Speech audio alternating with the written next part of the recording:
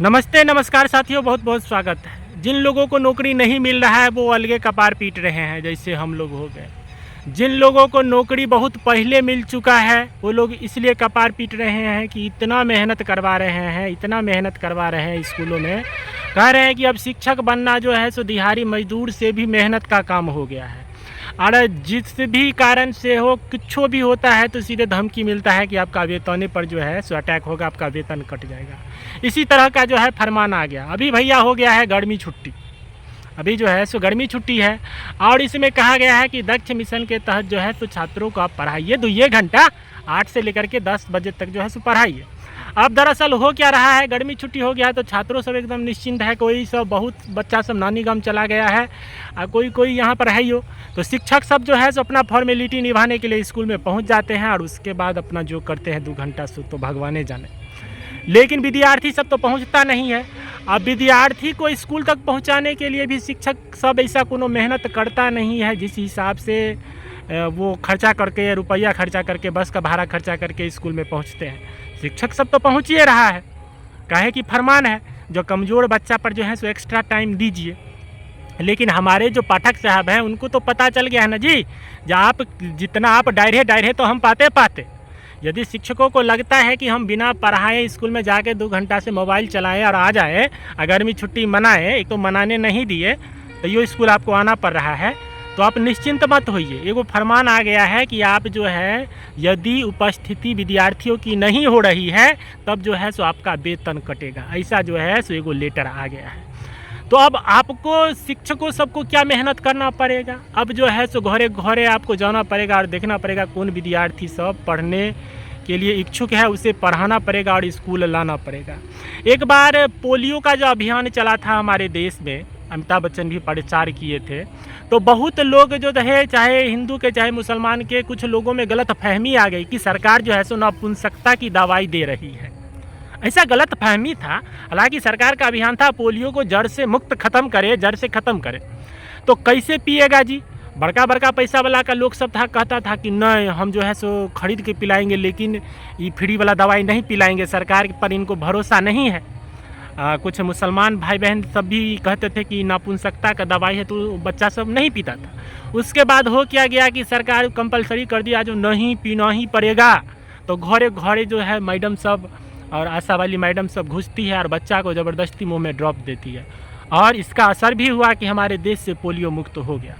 तो ये अभियान चला गया था। सरकार जो है किसी अभियान को ठान लेता है तो उसे जड़ से ख़त्म करता है।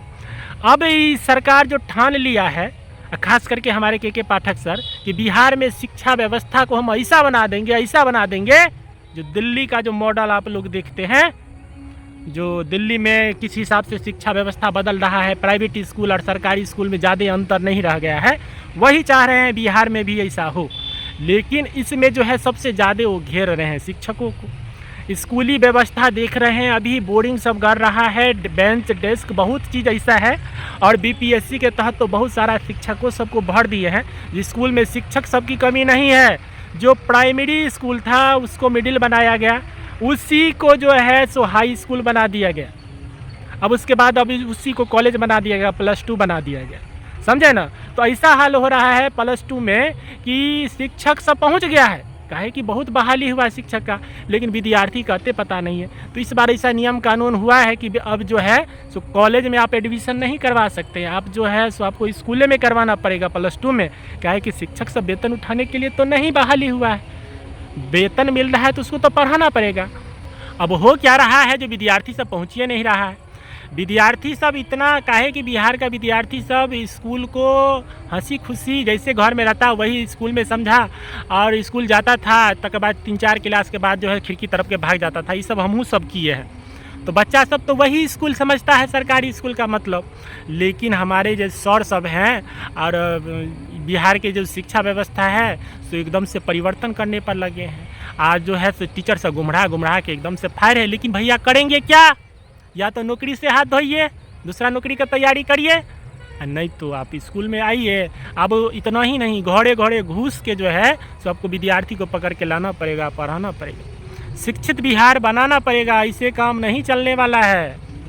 तो ये समस्या सब है। इस समस्या ने हम इसको बढ़िया कदम मान रहे हैं आप लोगों की क्या राय है।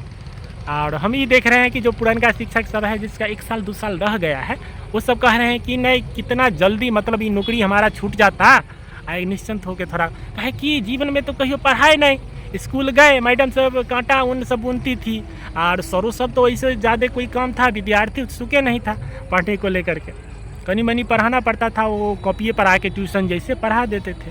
बहुत से पहले का टीचर सब तो स्कूल में ट्यूशनों खोल लिया था, स्कूल टाइम के आवर के बाद शाम के टाइम में जो है सो आप ट्यूशन पढ़ा सकते हैं, लेकिन ये सब तो अब बंद हो गया है।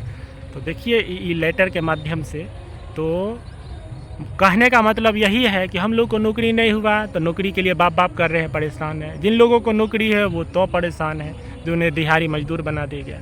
तो आप लोग अपना राय जो है सो कमेंट माध्यम से खुला हुआ है, जो मन हो सही या गलत इसमें लिखिए और उस हिसाब से हम फिर जो है उसका जवाब देने का प्रयास करेंगे। बहुत बहुत धन्यवाद। जय हिंद।